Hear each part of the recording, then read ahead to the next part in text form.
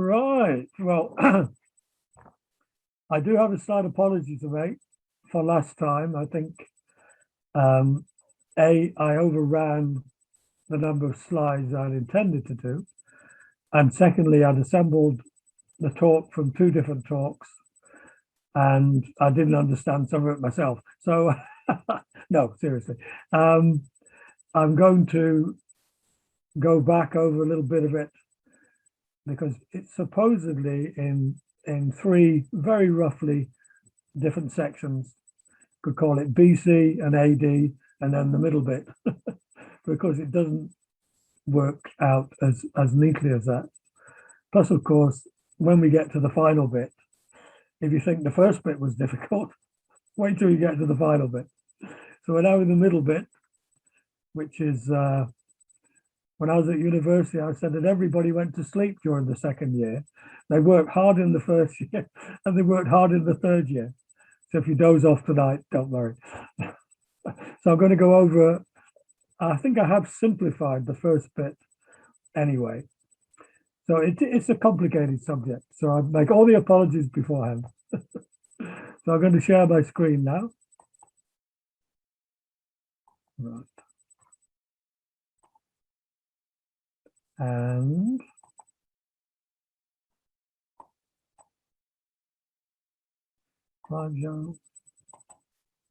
right. So this is actually the first 4 or 5 slides you will have seen before, but I'm just going to go quickly through the basic concepts. We know from Genesis there is a seed of the woman and a seed of the serpent. We know that basically I use the word gods, not in the sense that I think that Satan's a god, but basically it is Yahweh has set up, Yahweh and Jesus have set up Satan in a very, very powerful position, even though God's in control of Satan and he doesn't do anything that he's not allowed to do. He's been given an awful lot of rope. Now, also, there are 2 women, of course. There's the seed of the woman to begin with is Mary as well as the church. And there are 2 cities, basically, Jerusalem and Babylon. And you could also call it the church and the opposition, as it were. So Babylon, it's not called Babylon the Great, of course, in the Tanakh. That's only in the book of Revelation. In the Tanakh, the first part of the Bible, it's initially, it's an area called Babylonia. It's a little bit confusing because it's also called Samaria, Mesopotamia, etc. Later it's called Acadia and it's called Babylon. But basically, the Bible starts off by calling it Babylonia. Now, if we look at this character worshiping remember, we're going to see this symbol of the moon and the stars throughout all of history, climaxing in Islam, of course. But it started way back then. I think Islam is mentioned in the Old Testament. It just isn't called Islam. It's the children of Ishmael, it's Esau, etc. And they are from the start, they're worshipping this crescent moon and star. So this is Namu. Enki was one of the many names for God back then. See down here, El, Enlil, Enki, and Sin. These are all names of basically the same false god. Just as basically all the false goddesses can be traced back to Semiramis, and they're all the Queen of Heaven, whatever names we come up with for them. But we can see that this star worship, this planetary worship, this astrology, this sacrifice to the gods of the stars started very, very early on. And this panel is supposedly from about 2200 BC in Ur of the Chaldees. So these are some more, you see. Straight away, we can see the crescent moon, because that's also the horns of the bull god. You can see the bull gods here. You can see lion-headed gods, say god-headed lions, dragons with human heads, bulls with dragons' heads, lions with There's an endless permutation of gods and animals and wings and horns. And this is Nimrod as the master of the animals, which is a very big thing, hunting. In somebody pointed out in the TV program the other night that Nineveh was often, there were still lots of wild lions around Nineveh at the time of its height. Of course, that was a large city.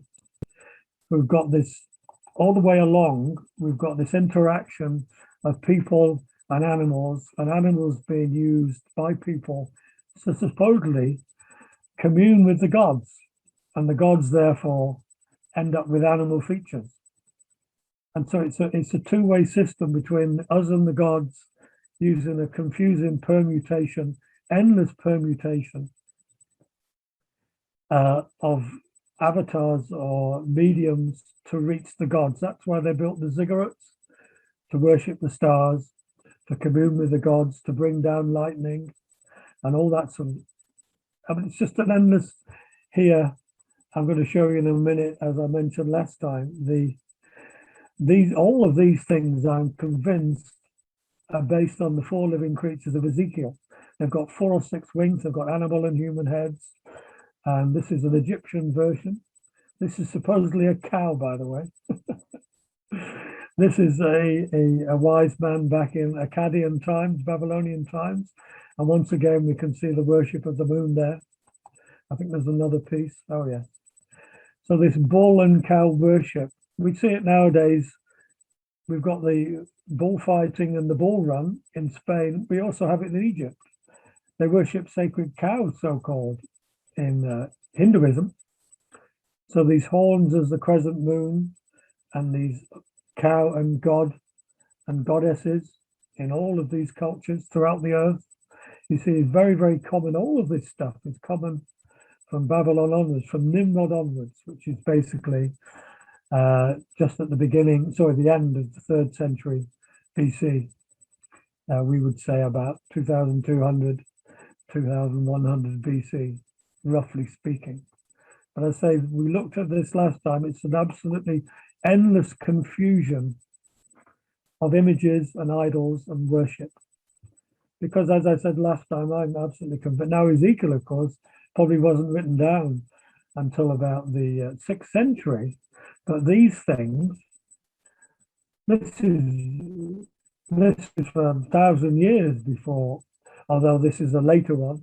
These sorts of images that look like one of the seraphs or the cherubs or cherubs, they're called cherubs and cherubs in ancient culture, way before Ezekiel wrote his book down.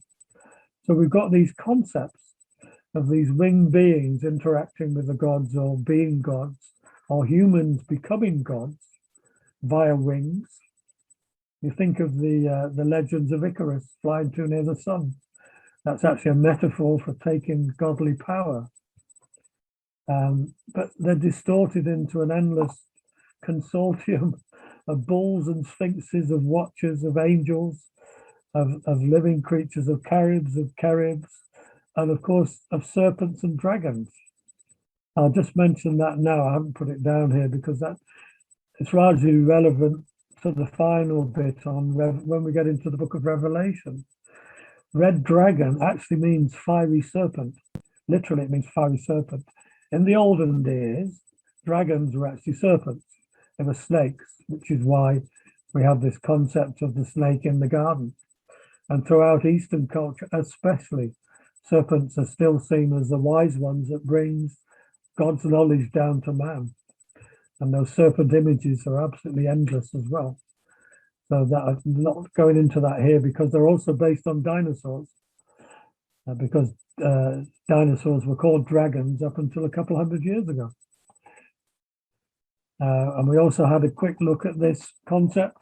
I'm sure most of you are very familiar with this. Not only Nebuchadnezzar's dream of the statue, but the 4 beasts and what the 4 parts of the statue stand for. They personify the lion as Babylon, the lopsided bear as Medo-Persia, the 4-winged leopard as Greece, and the Rome. Remember I said the The beast that typifies Rome in Daniel and in Revelation is so horrific, it's not actually given a name. It's not given a genre or a species. So what kind it is, just let's say it's pretty horrible. We're going to be looking at all of that in the final bit when we get to Revelation. I also pointed out, which is very important, especially to the Americans, they're absolutely convinced that America is Babylon. Well, America's a pretty bad place, but it's not Babylon. Every single beast area in the Bible is always centered on Eurasia, without any other possibility. The Babylonian Empire, the Persian Empire, the Greco-Macedonian, Greco-Persian Empire, and the Roman Empire are always centered on Europe and the Near East. And they're virtually always centered on Babylon, and they're virtually always centered on Jerusalem. And the final one is slightly different. But this same beast area expands or detracts according to who's in charge. But this beast area is Eurasia, so it's most certainly not America. I told you about the story of how we got the name of Europe from Zeus abducted the goddess Europa from Phoenicia, which is basically Lebanon now, and took her to Europe and raped her, as gods tend to do. And then that's where we got the name Europe from. But we're looking at, again, we'll be looking at the woman rides the beast, of course, in the final bit when we get to Revelation 17. So this is just a taster of it, as it were. And I saw the woman drunk with the blood of the saints and with the blood of the witness of Jesus. When I saw her, I wondered greatly. And the angel said to me, "Why do you wonder? I will tell you the mystery of the woman and of the beast that carries her. This has 7 heads and has 10 horns. The beast that you saw was, and is not, is about to come up out of the abyss and go into destruction. And those who dwell on the earth, whose name has not been written in the book of life from the foundation of the world, will wonder when they see the beast, that he was and is not and will come." And who is the woman? The scarlet woman riding the beast, Babylon the Great. Revelation 17 goes on to say, "The great whore who sits on many waters, with whom the kings of the earth have committed fornication, and the inhabitants of the earth have been made drunk with the wine of her fornication." So he carried me away into the wilderness in the spirit, and I saw a woman sat on a scarlet-colored beast, full of names of blasphemy, having 7 heads and 10 horns. And that's Babylon the Great. So as I said last time, a lot of us we've been taught a very oversimplified view of the spirit of Antichrist and the attributes of the Antichrist, because the woman on the beast and both beasts and the image all bear what we might say are the attributes of the Antichrist, putting themselves above God, ruling for 3.5 times, changing times and seasons, etc. All of those aspects of this final Babylon have the attributes of what we look at as the Antichrist. It's not quite as simple as that. Of course, where I'm concerned, it's never very simple. And I must make, I usually start off by saying, I am not a pope, I am not infallible. I've made changes in my view of prophecy before. I've been able to change and think about things. And this is by no means infallible.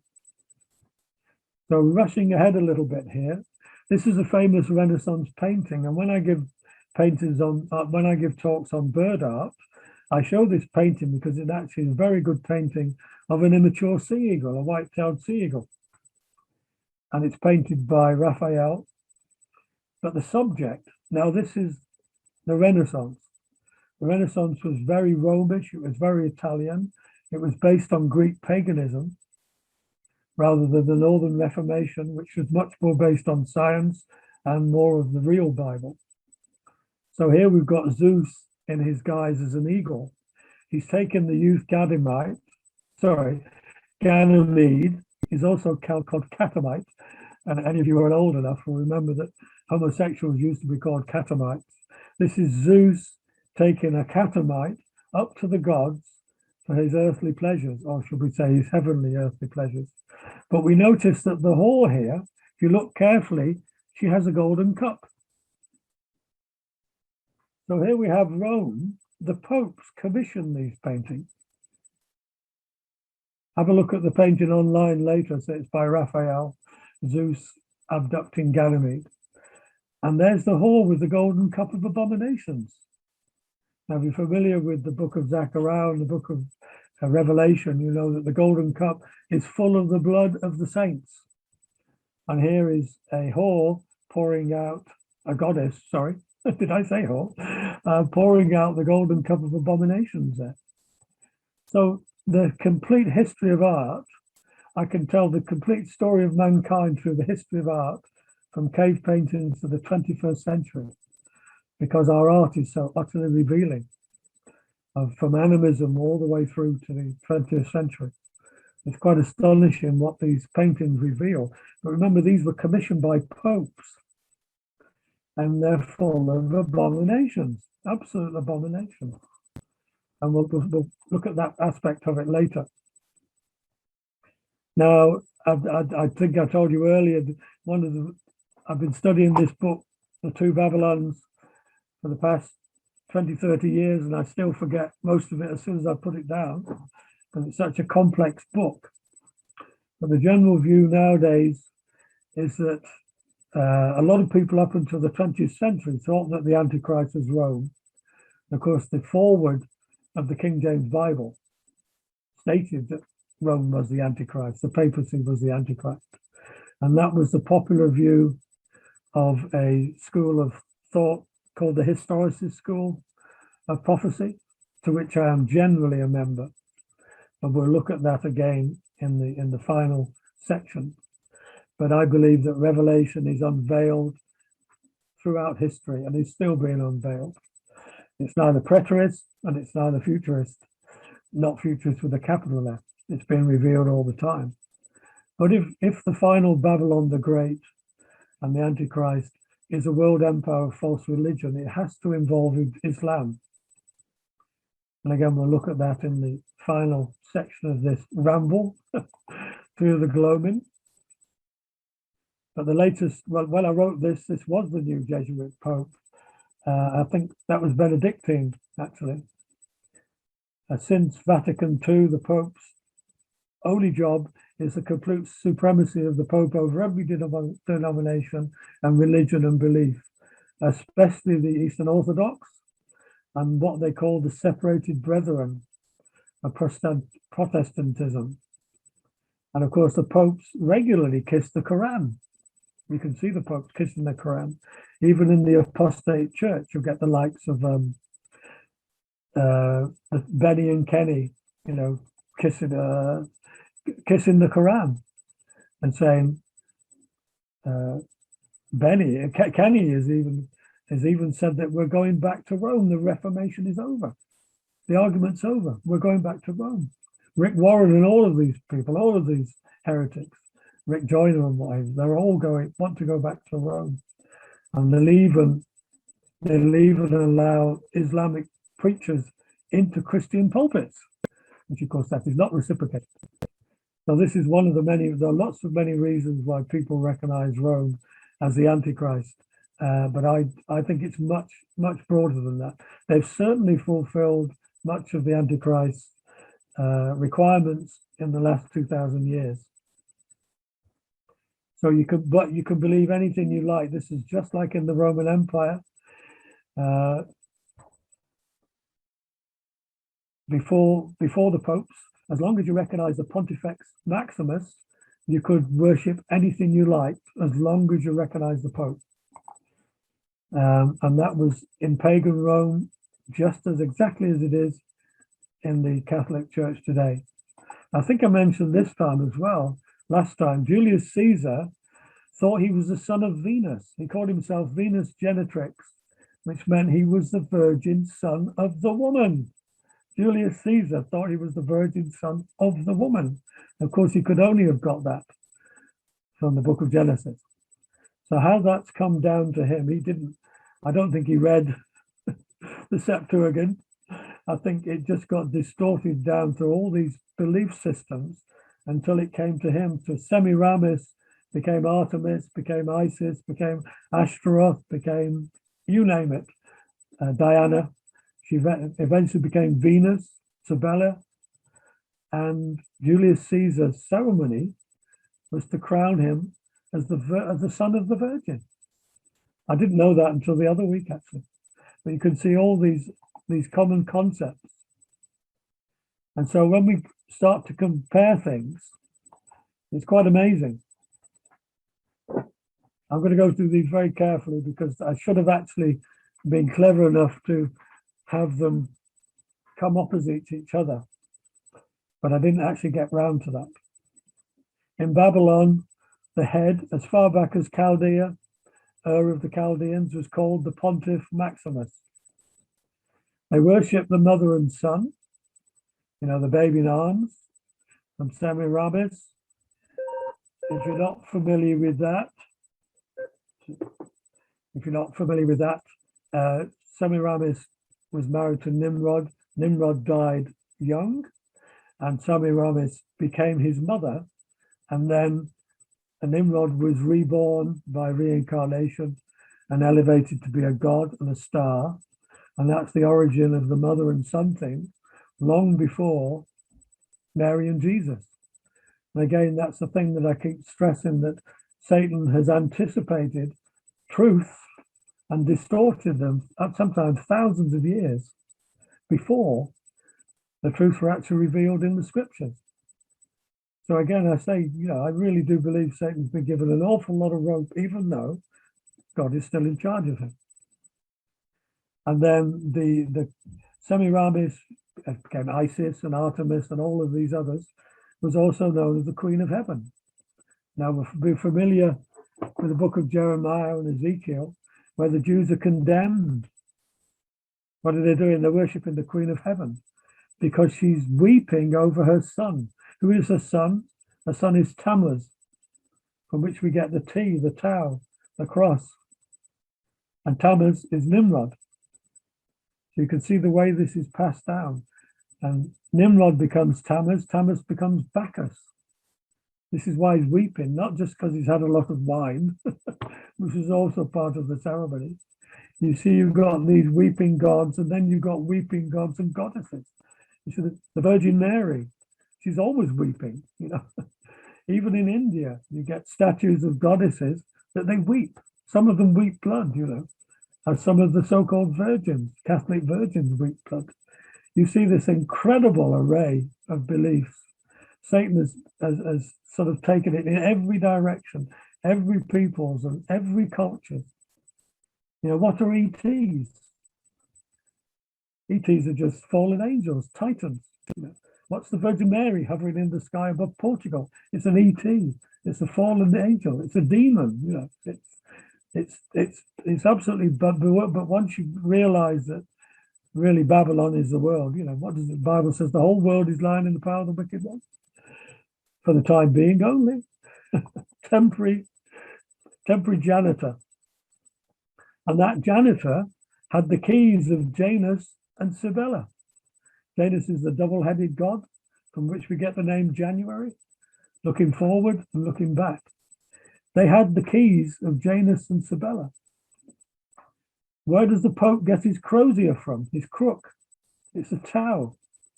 It's a lightning bolt. This lightning bolt coming from heaven, enlightening the people via chaos. And that was Cush and Nimrod, Prometheus. Prometheus steals the fire of the gods, doesn't he? He brings enlightenment down to us. Like Pandora, Eve opens a box and enlightens the world with the tree of the knowledge of good and evil. Where do you think Thor got his lightning bolt from? His hammer. And there's the other thing, the double-headed axe, the labris, which comes down to us. Where do we see it in Italy? In the fascists. That's what it is. It's the labris, the double-headed axe within the bundle of sticks, which is also in the American flag, in the eagle's claw. Where do all these things come from? They all come from Babylon originally, and they're all over the earth. The rosary. They had the rosary long before Islam and long before it came into Rome. So here's the Roman side of it, the papal side of it. Of course, you've got to call the Pope the Pontiff Maximus and Father. Of course, Jesus said, call no one on earth your father. Certainly don't call anyone a Pope. There's the mother and son worship. But it legitimately, of course, it's Mary and Jesus. But you notice that Catholicism, they're still worshiping Jesus as a helpless baby. He's not going to come back and save the world. Who do they think is going to come back and save the world? Mary, the mediatrix. Mary. That's who Catholicism thinks is going to come back and save the world. She's the co-savior. She's the co-mediator. That's Mary. She's also, of course, called the Queen of Heaven. You'll find a lot of this in the Catholic Catechism. And of course, his crozier is Crook, because he says he's the Vicarius Christi, the shepherd of the people, the shepherd of the spirit. We know what Vicarius Christi is in Greek, anti-Christos. Vicarius Christi, vicar of Christ, anti-Christos. From their own voices, you will hear it. And of course, what does Revelation, how does it describe the Antichrist figure bringing down fire from heaven?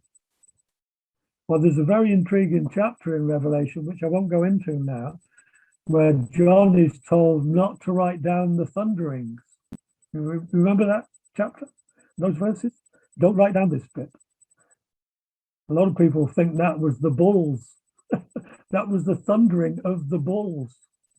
And of course, the bulls came from the papacy. And it could be that God was saying, don't write that rubbish down. And of course, the rosary. We know they're telling the bees just as Islam is, and just as they used to do in ancient times. Now, that's just a few of the things that Rome has taken from Babylon. Just a few of the things. I had another load of them in my head, but they've just slipped away now. Perhaps you can think of some which we can add later on. Anyway, I forgot. I'm surprised. I gave a talk this afternoon to a bird group, and it was a lecture, and I've forgotten I'm supposed to be stopping. I'm supposed to be stopping. I'm sorry, to let you comment. So I'll stop now and let you comment. Would you like to stop the screen share he has done? If you want to speak, unmute yourselves, folks. Yeah, I am sorry. I went on too long there. I was in lecture mode. Oh, Philip, I'll get the discussion going then. Right. In the last couple of days, I've picked up news of another defection from the Anglican Church back to Rome. Yeah. Right. Have you heard of it this week? Is it Boris? No, it's Bishop Michael Nazir Ali. You're joking. No. What? No, not. Oh, dear. Yeah. Have you any comments other than you're joking? Cardinal Newman was one of their greatest and most intelligent scholars. And what did he do? Back to Rome. Yeah. So it was one of non-Romish, one of our best theologians. Yeah. He went back to Rome. Yeah. So Randall, who did you say? Please. Michael Nazir Ali, the one-time Bishop of Rochester. Okay. The one we thought was a real Christian. Who's done lots of things. Yeah. I must admit, he's done a lot of things with Christian Concern, and I didn't see any comment in their newsletter this tea time about his decision. Right. But it is interesting to me that people who think we need a system in the church try and draw organizations, institutions like the Church of England back to what they think are good roots. And when that fails, they go back to the earlier system. Well, And I think that should really give us thoughts for concern of, is Christianity about an institution or is it about a relationship? Randall, it's All right. can I? Yeah, I can hear you, Lucille. Isn't Eastern Orthodoxy the earliest? Was that earlier than Rome? Or Not did it really. at the same time? No, they kind of grew together. I Right. think the original thing was Rome, Yeah, but they developed in different ways. And then there was a schism in the church yeah, between Rome and Constantinople, now Istanbul. right. And they went their different ways. And as far as I understand it, I've not studied it, then all the other Orthodox churches broke away from Istanbul. There was a Right. separate pope, I think. for They had a the separate Eastern pope. Orthodox. Well, they When don't- they split, they had two popes, one in Rome and one in Constantinople. I And think one in now, France. I think now the Orthodox do not have a pope, do they? They have a plurality. In certain ways, they are, if you like, better than Rome. They have a plurality of leaders.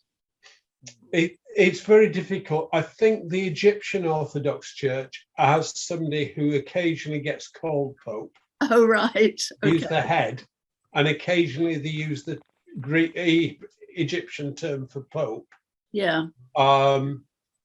And there are so many Orthodox churches now, it's hard to say. But I will say that in looking at persecuted Christians, even though a lot of the churchmanship of Egyptian Copts, the Orthodox Church in Egypt, I am impressed by their non-fear of martyrdom Yes. for Christ. Yeah. Yeah. So that side there, yes. Mm. Mm. Mm.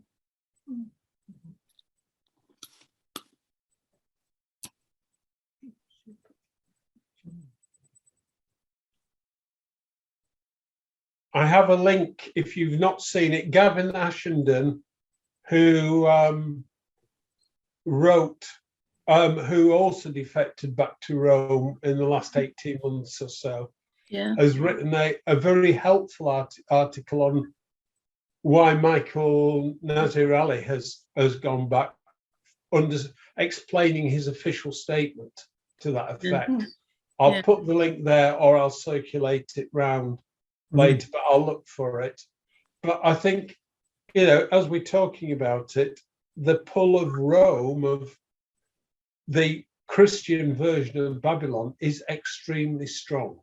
Yeah. Yeah. For people who believe in the system. Yes. Yes, that's right.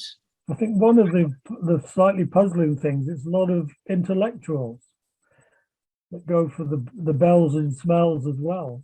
Yeah. Why they should go for the silly rituals as well. I mean, that's another thing that's quite puzzling. Mm. Of course, I think Tony Blair is more or less fully Catholic now, isn't he? Yeah. Yeah. Mm. I think somebody said, "Do you think you make a good Antichrist?" I thought, well, I think he's a bit too slimy, actually. Too obvious. Too obvious, yes, yeah. I mean, he really, how anybody could ever have been taken in by that man, I have no idea. But there we are. It's, Okay, I've put a link in there. It's a short link. Do save it if you want to follow it, but we will circulate it. right. Thank you. Yeah, right. Thank you. Yeah. Do you want to restart then, Philip, or does anybody else want to come in? Right. Okay, I'll mute everybody, then unmute you, Philip. Okay, thank you. Oh. I'm just mithering about whether I should say something or not as a former Roman Catholic, that the pull is, even if I go back to visit the relatives, the pull to go back to Roman Catholicism is very strong. I don't know if it's because I was taught from the day I was born, your only chance of heaven is if you're Roman Catholic. The rest are all bound to hell. There's no two ways about it. Also, having had 12 years of Roman Catholic education, you're always taught that you're never sure about heaven. You can never be good enough unless you've been martyred. So I grew up with thousands of little children who kind of hoped for martyrdom that didn't hurt, because that was the only way you could be sure you could get into heaven. All your good works didn't count for anything. How could you ever be good enough unless you're martyred? So I did hope for martyrdom. Yeah. So I wasn't sure if that really adds to the conversation, but as a former Roman Catholic, I can say yes, the pull is, when I sit around with my Roman Catholic relatives, or when my father died and there was a memorial service and I agreed to go to church for it, the pull was very strong to not go up and have communion, because I knew how pleased my mother would have been. Although by the time she was dead, she certainly knew that I was right and she wasn't. But I felt like an alcoholic who's been dry for 40 years, but still very tempted when he passes the tavern to go in for a quick nip. So the pull is there. Right. Oh, well, that's oh, right. I shall. That's a tragedy, actually. Yeah. Oh yeah. Yeah.